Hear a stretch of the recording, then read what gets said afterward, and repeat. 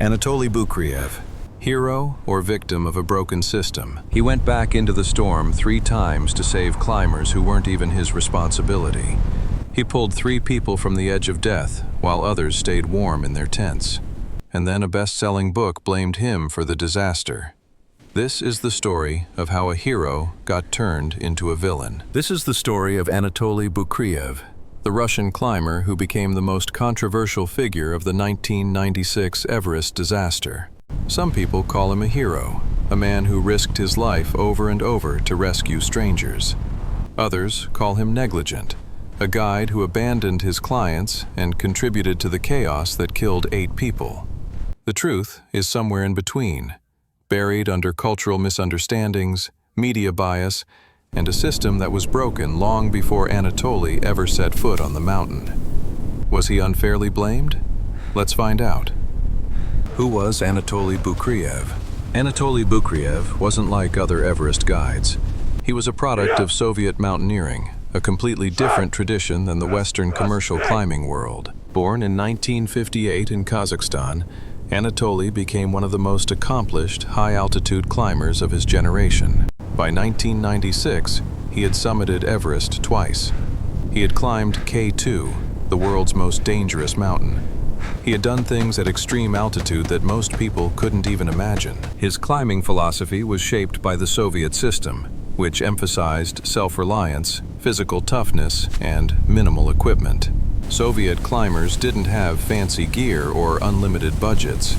They learned to survive with less. This background would define both Anatoli's heroism and the controversy that followed. In 1996, Anatoli was working as a guide for Scott Fisher's Mountain Madness expedition. He wasn't the lead guide, that was Scott himself. Anatoli was essentially a high-altitude support guide, there to help clients get up and down safely. But his role was never clearly defined. And that ambiguity would come back to haunt everyone. The oxygen controversy. Here's where the controversy starts. Anatoli Boukreev climbed Everest in 1996 without using supplemental oxygen. This was completely normal for Anatoli. He had done it before. In the Soviet tradition, climbing without oxygen was seen as the purest form of mountaineering. It was a point of pride. But in the Western commercial guiding world, this was seen as irresponsible. How can you help your clients if you're not using oxygen yourself? How can you stay at altitude long enough to assist people who are struggling? John Krakauer, a journalist who was climbing with Rob Hall's team that day, would later make this a central criticism in his best-selling book, Into Thin Air. He argued that Anatoli's decision to climb without oxygen meant he couldn't stay high on the mountain to help clients when things went wrong. There's some logic to this argument. Without supplemental oxygen, climbers need to descend more quickly. They can't wait around at extreme altitude the way someone with oxygen can. But there's another side to it. Anatoli's oxygen-free climbing meant he was incredibly strong and fast. When the storm hit, his physical condition allowed him to do something that nobody else could do. Repeatedly climb back up into the disaster to rescue people. Was the oxygen decision wrong? It depends on what you think guides are supposed to do. Summit Day. On May 10, 1996, Anatoli climbed with the Mountain Madness team toward the summit. He reached the top around 1 p.m., well within safe turnaround times, and then began his descent. Here's where accounts start to differ. According to Krakauer and others, Anatoli descended too quickly. He reached the South Col camp while his clients were still high on the mountain. When the storm hit, he was in his tent while people were dying in the whiteout. According to Anatoli, this was the plan. Scott Fisher had told him to descend and be ready to assist clients on their way down. His job was to be fresh and strong at camp, not exhausted from waiting at altitude. Who's telling the truth? Probably both of them, in a way. The plan was vague. Responsibilities were unclear. Scott Fisher, who could have clarified things, was himself struggling and would die later that day. What's undeniable is what happened next. The rescues. When Anatoli realized that climbers were missing in the storm, he did something extraordinary. He went back out. Let me put this in context. It was dark. The wind was screaming at 70 miles per hour. The temperature was -40 degrees. Visibility was 0. Anyone who went out into that storm was risking death. Anatoli went out 3 times. On his first trip, he found Sandy Hill Pittman, a client who had collapsed on the South Call. He helped her back to camp. On his second trip, he found Tim Madsen and Charlotte Fox, 2 more clients who were lost in the whiteout, barely alive. He guided them to safety. On his third trip, he searched for Scott Fisher. He found his boss sitting in the snow at around 27,000 feet, barely conscious. Anatoli tried to get him moving. He couldn't.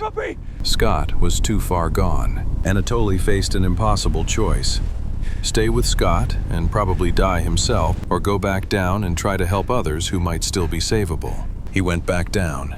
Scott Fisher died on the mountain. But 3 other people survived because Anatoli Boukreev went into the storm when nobody else would. The media scapegoat. And then came the book. John Krakauer's Into Thin Air was published in 1997 and became a massive bestseller. It's a gripping, well-written account of the disaster, and it painted Anatoli Boukreev as a major part of the problem. Krakauer criticized Anatoli for descending too fast, for not using oxygen, for not being with his clients when they needed him. The book implied that Anatoli's decisions contributed to the deaths. The criticism stung. Anatoli felt he was being blamed for a disaster that wasn't his fault. He hadn't set the turnaround times. He hadn't created the overcrowded conditions. He hadn't been the one making leadership decisions, and he had saved 3 lives while others did nothing. Anatoli wrote his own book, The Climb, with co-author G. Weston DeWalt. It presented a different perspective, one where Anatoli followed his assignment, responded heroically to the crisis, and was unfairly scapegoated by American media. The climbing community split down the middle. Some sided with Krakauer, others sided with Boukreev. The debate continues to this day. The cultural divide. Here's something that gets overlooked in the controversy. Anatoli Boukreev was operating under a completely different set of assumptions than the American climbing world. In Soviet mountaineering, climbers were expected to be self-reliant. Guides weren't babysitters. They were experienced climbers who showed the way. If you couldn't keep up, that was your problem. In American commercial climbing, the relationship was different. Clients were paying customers. Guides were service providers. The expectation was hand-holding from start to finish. Anatoli came from a tradition where climbing without oxygen was honorable, where descending efficiently was smart, where trusting other climbers to take care of themselves was normal. He walked into a system that expected something completely different, and nobody clearly explained the gap. Was this Anatoli's fault? Or was it a failure of the expedition leadership to properly integrate a Soviet climber into a Western commercial operation? The tragic end. Anatoli Boukreev died on December 25, 1997, less than 2 years after the Everest disaster. He was climbing Annapurna, another 8,000-meter peak, when an avalanche swept him away. His body was never recovered. He was 39 years old. In a cruel twist, Anatoli died doing what he had been criticized for: climbing at extreme altitude, pushing limits, taking risks that others considered unreasonable. But that was who he was. Anatoli Boukreev wasn't a commercial guide in the American sense. He was a climber, a mountaineer, a man who believed that the mountains demanded respect and that those who climbed them should be strong enough to survive. The American Climbing Association posthumously awarded him their David A. Souls Memorial Award for heroism in 1997. The same year Krakauer's book was painting him as a villain. Hero to some, villain to others, both at the same time. The verdict.